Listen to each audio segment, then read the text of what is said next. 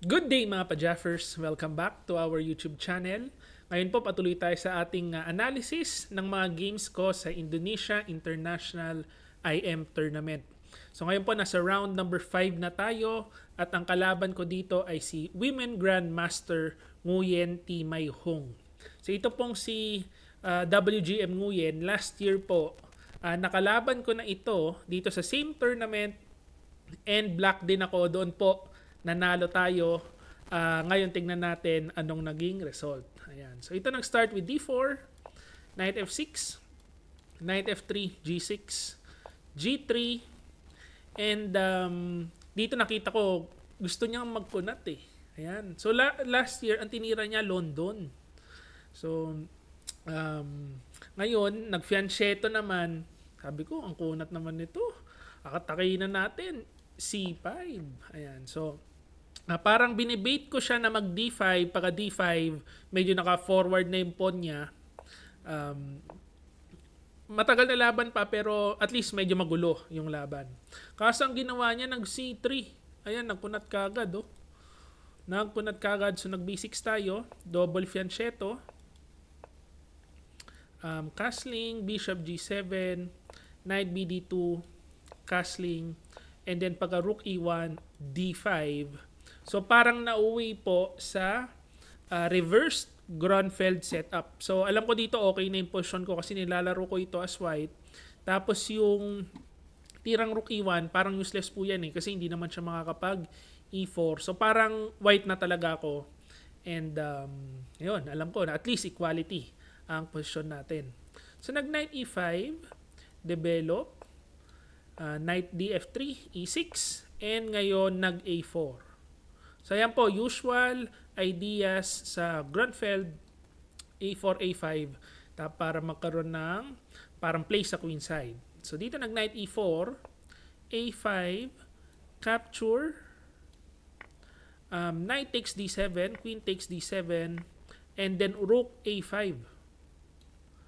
Ayan, so pagka capture, dito sabi ko parang okay ito ah. Lumalamang tayo ng konti kasi para mas maganda yung mga posisyon ng pyesa natin. So ito lang yung rook sa A5 na medyo active para sa white. So dito pa queen C7, sabi ko medyo lamang na ako, wag lang makita yung good move, no?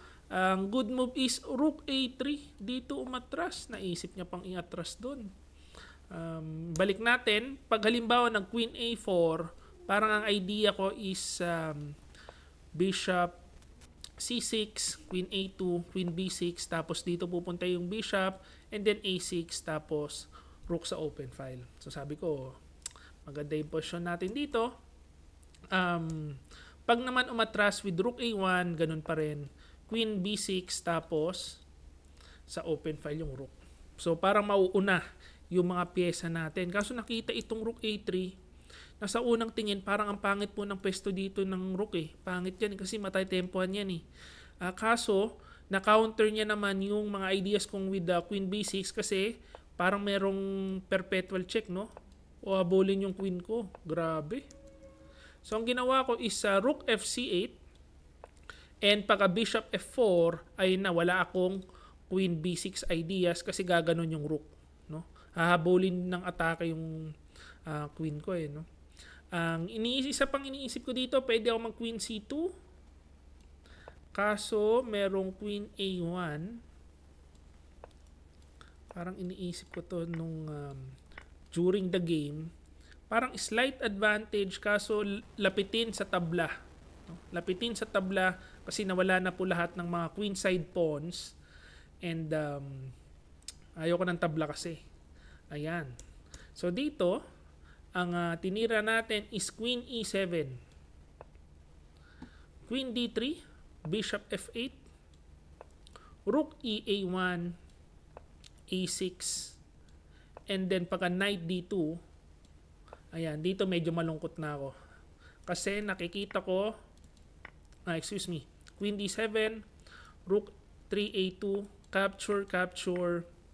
Ang nakikita ko dito, parang mauuwi na sa tabla kasi may fortress na po. Pagka bishop C3, fortress na ang posisyon.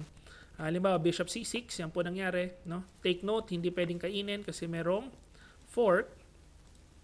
So, bishop c3, bishop b5, queen d2. Ayan, rook a b8, e3. So, sa unang tingin, parang fortress na.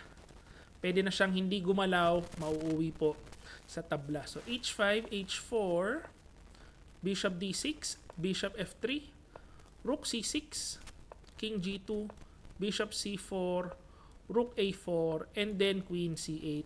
So, kung mapapansin nyo po yung engine evaluation natin talagang nasa 0. Kasi parang fortress na parehas hindi na makakagalaw unless may gustong magpilit at yun po ginawa niya, nag e4 siya.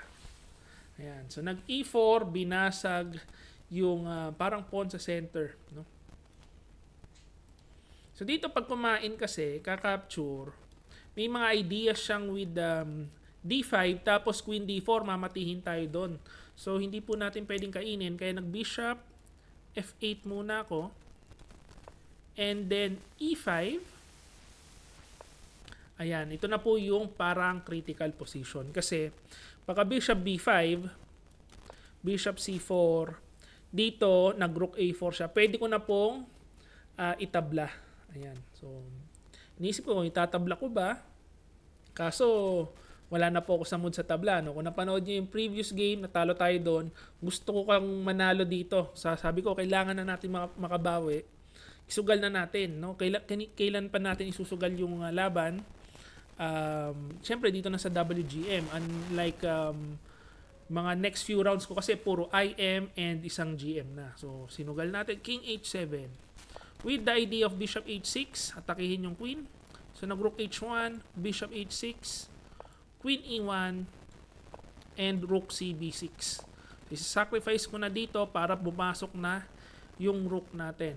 So, h g4, capture, and then capture.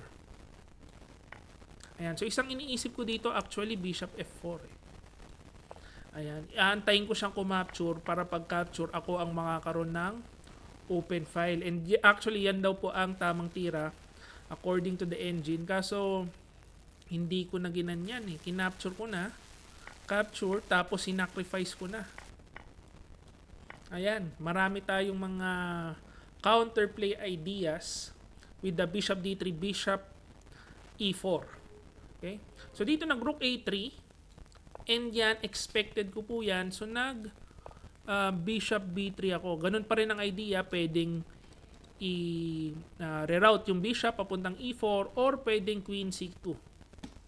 Ayan, para pumasok na yung queen. No? Takihin na natin yung king niya. So, dito nag-rook h3. Queen c4. So, dinipensahan ko lang muna. Puro question mark na po ang binibigay. Queen c3. Ayan. Ito na ang critical position. So, iniisip ko dito, pwede akong mag-rook b1 eh. Yan, rook b1, pag kumain, kain, para merong check. Kaso nag-decide ako, simplihan na lang. So, sinimplihan ko. And, sabi ko, parang lumalamang na ako. Meron akong rook dito, kakainin ko to. Bishop f4, kakainin ko to. Mauubos yung mga pawn niya. Kasi ang hirap pong depensa nitong d4 pawn. Kaso pagka h5, nawala kasi yung sense of danger ko. Equal pa rin naman ito kung naitira ko yung bishop f4. Yeah, bishop f4 ang tira. Kain. Tapos ganun pa rin ang idea. Merong napakaliit na advantage yung white. Pero more or less equal ang posisyon. Kaso, pagka rook dito ko, akala ko, sabi ko, panalo na to ang expected ko dito is kain, rook g3, bishop f4. So, sa pull yung rook niya, pagka gumano, kain. Yan ang expected ko, kakainin ko to. No? So, take note, panic time na po ito. No? Wala na kaming time parehas. Kaso pagka rook f3, ayun, kisay ang posisyon natin. So, tinamaan tayo dito. Sabi ko, ba't kaya dun to pumunta?